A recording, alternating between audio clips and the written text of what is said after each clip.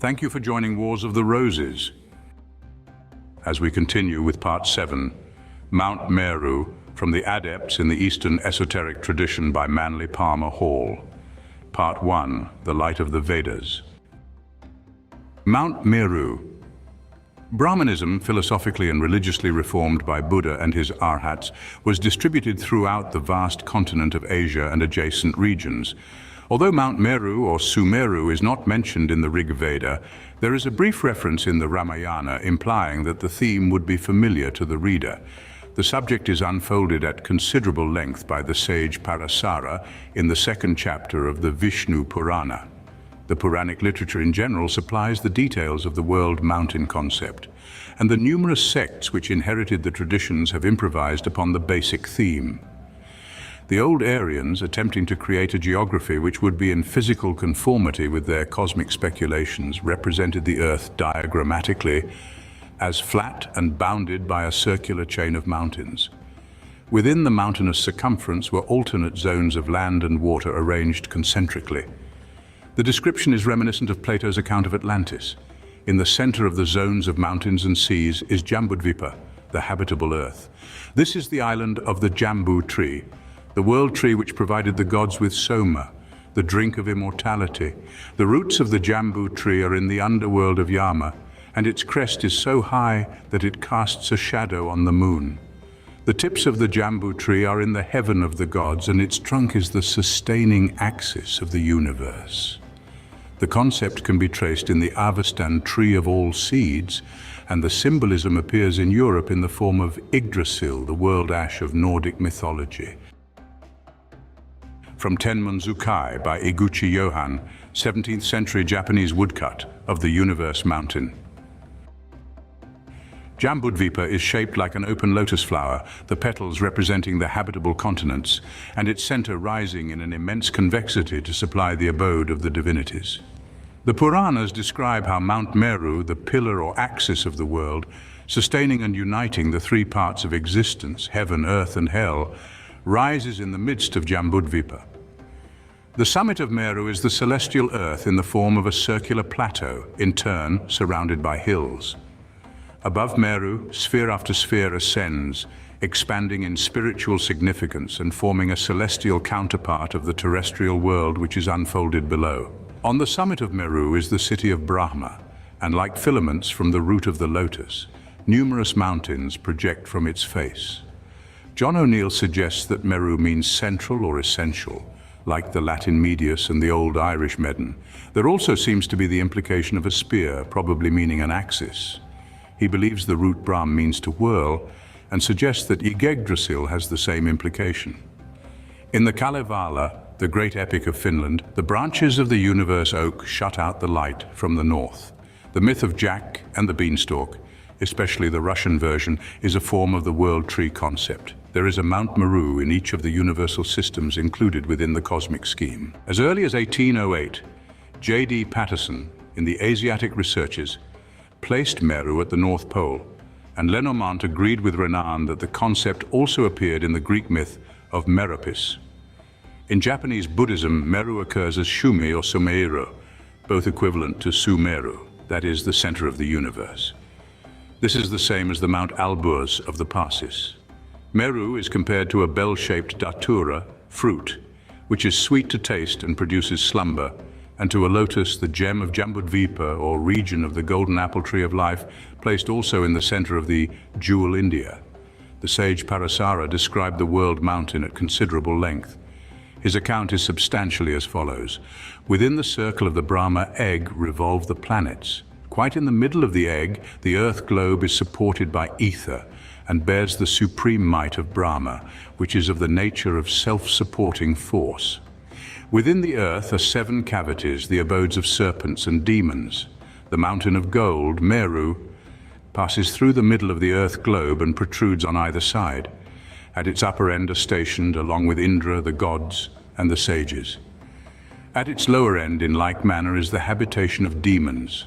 Surrounding the Axis mountain on every side is a great ocean, like a girdle about the earth, dividing the hemispheres of the gods and the demons. On all sides of Meru are distributed the islands or continents, spread out like the petals of an inverted lotus. In both directions from Meru are two pole stars fixed in the midst of the sky. The caves under Meru are the Patalas, and in these mysterious regions the lovely daughters of Daityas and Danavas wander about, fascinating even the most austere. Below the seven Patalas is the form of Vishnu, proceeding from the quality of darkness which is called Shesha. This is the great serpent with 1,000 heads, each marked with the mystic sign of the swastika. It is on this serpent that Vishnu sleeps during the intervals of creation, and upon whose numerous heads the world is supported. It is obvious from the Indian literature that Meru is located at the pole, for it is definitely stated that at Meru the degrees of latitude are all one. The caves under the mountains refer to the 7 bodies of the planetary globes. Beneath the Patalas are the divisions of Naraka, the 21 parts of hell. The sun illumines all parts of the surface of Jambudvipa except the summit of Meru. The sun travels around the world, keeping Meru always on its right side. Therefore it is night beyond Meru when it is day in the southern regions. In the Asiatic researches is reproduced a Hindu zodiac. The outer circle shows the zodiacal signs, the second circle the planets and nodes, which are marked with letters H and I. In the center is the earth, surrounded by the great sea. Within this rises Mount Meru, capped with the radiant court of Brahma. This is approximately the accepted arrangement of the Hindu cosmogony and is obviously inspired by the form of the lotus. The 6 seated figures on the sides of Meru may be rishis in meditation. There are several detailed descriptions of Mount Meru, but these differ, and one will serve to indicate the trend of the symbolism. The height of Meru is 84,000 yojans. The summit of the mountain is greater in diameter than its base, so that it is like the seed cup of the lotus of the earth. Meru is divided into 3 peaks, upon which are situated the 3 sacred cities. Beneath these are the 8 cities in which dwell the regents of the 8 directions of space. On the highest summit is the vast city of Brahma, enclosed by the river Ganges. In the Bhagavata, this sacred river flows over the great toe of Vishnu's left foot. The Vayu Purana merely causes the river to descend from the lunar orb and does not refer to Vishnu. From the works of Sir William Jones, Hindu Zodiac, the planets and constellations are grouped about the earth, which is surrounded by an ocean. In the midst of the earth rises Meru, on the crest of which is growing the tree of life. The holy mountain has 4 flanks which face the cardinal points and are of different colors: red on the north, yellow on the south, white on the east, and dark brown or black on the west. 4 rivers spring from a single source under the foot of Vishnu at the polar star. They divide on the summit of Meru and issue from the jaws of a cow, an elephant, a lion, and a horse. They water 4 regions in which grow 4 trees of life for the different species. Incidentally, the Buddhists recognize only one tree of life. On the summit of Meru lives Indra with his female dual principle Indrani. On the same golden mountain, sometimes called Kailasa, dwells Siva. Sumeru, Mahameru, Kalasa, Kalaya, and Suralaya are all names for the same heavenly peak. In the great palaces on the top and sides of Meru dwell the 7 gods or leaders of the celestial sphere. These seem to multiply or to appear in various degrees of sanctity as rishis, septarishis, maharishis, manas or munis. Meru has its pendant or infernal counterpart, Kumeru. This lies to the extreme south and probably signifies the South Pole with its asuras or evil spirits. The demon Asmodeus fled to the south. Ahriman forced passage through the earth, and the wicked fell head foremost so as to be upside down in the southern hell. According to the Chaldeans, the 12 southern extra zodiacal constellations had dominion over the dead. In the Egyptian mythology, the most northern part of the earth rose till it touched heaven. At the southern extremity of the earth was another mountain where dwelt the gods of the south. These were the deities of Amenti, abiding in the inverted precinct or reversed world. From Die Cosmography der Inder by Kirfel, the summit of Mount Meru. According to the cosmological system of the Jains, Indra, the old Hindu god of the wind and sky, is fabled to have lost for a time his kingdom to the Asuras, the stars of the southern hemisphere. which were under the dominion of Yama, who held court in the Antarctic Circle. Indra and the Suras, good spirits, governed from the northern hemisphere. The metropolis of Meru is the Olympus of Indra, the mountain of golden gems. Indra corresponds with the Jove of the Latins. He presides over the celestial band which is stationed on the summit of Meru. Within Meru is the self-moving chariot of the gods. There resides Brahma with 4 faces, also the greatest of those who know the Vedas, the great gods and the inferior ones. There is the court of Brahma consisting of the whole earth. Thousands of great gods are in this beautiful court. There abide the Brahma rishis, the wise and wonderful teachers. The axis tree of the world has 3 layers which are called 3 barks. The exterior layer is Brahma, the second is Vishnu, the inner is Siva. A lotus floating on the water is the emblem of the world. The stalk originates from the navel of Vishnu, sleeping at the bottom of the ocean, and the flower is the cradle of Brahma for mankind. Meru is involved in the symbolism of generation, representing the male principle. The world was believed to resemble the symbolic lingam, which is still venerated by the followers of Siva. The germ is therefore both Meru and lingam. The petals and filaments are the mountains which encircle Meru and are also the type of the yoni. The deity Siva is represented in Indian art in his terrestrial paradise Kailasa, which is situated on the summit of one of the numerous peaks of the wonderful and mystical mountain, Meru. Kailas, or Kailasa, is a word possibly of Tibetan origin and is the name of a mountain in Tibet lying to the north of the sacred lake, Manasarovar. This peak rises to an altitude of nearly 22,000 feet, and its shape is roughly like that of a Hindu temple with a conical summit removed. It is a famous place of Hindu pilgrimage. Since the Treaty of Lhasa, Western Tibet has been opened to the people of India. Both Hindus and Buddhists solemnly make this pilgrimage and march around the mountain, a journey which occupies an average of 3 days. Of course, the ritual is entirely symbolical, and Mount Kailasa merely represents the inaccessible Meru. According to the Eastern esoteric tradition, Meru is located at the north pole of the Earth's auric field. It is not actually a mountain at all, but represents the intellectual focus of the powers which govern and sustain the planet. Beneath Meru are the spheres of illusion, the 7 layers of the Earth's magnetic constitution. In the midst of these, like an island, is the physical globe with its continents. The magnetic pole of the planet is supposed to be directly beneath Meru, when in the great geological processes the polar caps of the planet solidified. They formed continental areas which gradually extended toward the equa. The first solidifications were called the sacred islands or the imperishable lands. The northern island corresponded with what is now the great region of the Gobi Desert, and here the first living things were generated. The gods, abiding in the celestial over-earth, descended upon the polar cap, which was called the diadem of the Earth Mother. The creatures which were to populate the planet evolved in the magnetic plane before the physical globe came into existence. When the planet was able to sustain physical forms, these beings descended to become the progenitors of races and species. Mount Meru is the abode of the hierarchy, and in its great audience palace, the deities responsible for the management of the terrestrial world assemble in council like the Olympian divinities of the old Greeks. Here also assemble the human rishis, the great sages, who are the instruments of the world king. This concept of planetary government is reflected downward to become on earth the great school of adepts and initiates. By analogy to the human constitution, Meru corresponds to the mind with its powers, and the earthly vehicle of the mind, which is the brain, is analogous to the formal association of adepts, which constitutes the invisible government of the earth. From the brain go forth the impulses which control and direct the physical body. But the source of these impulses is not the brain, but the mind which overshadows it.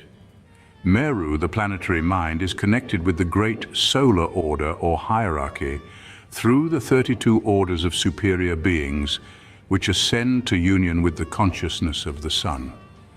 As mind itself is an attribute of consciousness, an extension of it into the higher substances of the form world, so Meru is located at the point in the constitution of a planet where the spiritual and material substances meet and form a neutral zone. The symbolism of Hindu geography, like the Ptolemaic astronomical system, is correct on its own plane, even though it seems to violate the modern heliocentric concept of the machinery of the solar systems. It is the element or substance of Earth and not the planet that is placed in the center of an auric field of the real but invisible energies.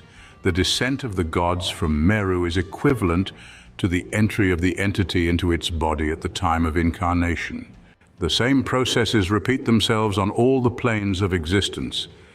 Meru is important to the Adept tradition because it explains the descent of divine wisdom into the mystery of generation. The wisdom religion does not accept the belief that man generates within himself by the mere circumstance of environment, the universal learning necessary to his own protection. As life enters form to become a person, so universal truth descends into that person when its organisms are sufficiently refined and the person becomes illumined. The same procedure by which the Arhat attains identify with universal consciousness by becoming a suitable receptacle explains how the light of the Vedas, creating first the planetary mind, Meru, flows through it like the heavenly river and descends in 4 streams to water the plains of Jambudvipa. Meru is therefore the archetype of the world to come and is later associated with the Maitreya Buddha. The pattern of Meru will ultimately be impressed upon the whole social structure of mankind. As yet, however, the pattern is reflected into the Adept school, which is the nucleus or seed of Meru. As a school unfolds, like the symbolical lotus, and extends its power throughout the world, its golden heart is the Chang Shambhala of the northern Buddhists. This is the city of the Adepts, located directly beneath the paradisiacal abode of the gods. In India, the Council of the Adepts is held to take place in the Gobina, the remote sanctuary located in the inaccessible desert of Shamo or Gobi. The Gobina stands upon the outcropping of a zoic rock, which is the Earth's oldest existing material substance. This outcropping is the imperishable island and is marked with the first footprints of the gods. The Gobina then is the earthly Meru, the center of the great systems of mystery schools. Races and species unfold according to the geography of the Meru concept, and through them, the world government is being slowly but inevitably perfected. Meru is the seal, and the earth reveals the impression of that seal upon and within itself. Naturally, it is not a place, but a condition of consciousness. Even consciousness, however, has its dimensions and abode. The highly symbolical descriptions of Meru are no more remarkable than parallel accounts of the New Jerusalem. The heavenly city of revelation, like the abode of Hindu gods, is foursquare, is watered by the river of life, lighted by the Lamb, the light of God, and within it grows the tree which is for the healing of the nations. St. Augustine's city of God is Sumeru, and the good saint's city of evil, which he called Babylon, is the Kumeru, or South Pole. This doctrine came from Egypt, but as the Egyptians themselves admitted, it was brought originally from India. Aristotle emphasized the prevailing practice of personifying universal energies and forces, creating in that way pantheons of divinities. The entire concept of Meru is such a process of embodying the universal agencies in order to interpret and associate in various patterns principles in themselves too abstract to be understandable. When St. John ascended the ladder of the planetary zones, he came to a little door in the wall of heaven. Passing through this, he found himself in the magnificent spiritual palace beyond the sky. By extending the interpretation as St. John did, Meru is not only the mountain of the pole, but also a celestial earth which encloses the terrestrial one. For this reason, the Hindu says that the generation of the physical world took place within the womb of Meru. The planet is therefore an embryo floating in a sea of amniotic fluid and enclosed within the uterine membrane of the sky. In Hindu astronomy, the planets are all in the fetal state. Only sons have actually been born. The descriptions of the underworld below Meru, with all its caverns and passageways, refer to the physical planet Earth and its etheric envelope. As the unborn child is nourished from the energies of its parents, so the unborn planet is sustained by the vitality of Meru by which it is surrounded. The Great School repeats the process on a lower plane. Its purpose is to bring embryonic humanity to birth through the womb of the mysteries. Man is born when the spirit of wisdom within him is strong enough to give him personal contact with the source of eternal life. Until then, he is nourished by the gods through the Adepts. Thank you for watching, and please don't forget to share, like, subscribe and comment, and if you can, please consider donating to Wars of the Roses. Links to PayPal and Patreon are in the description. Thank you so very much.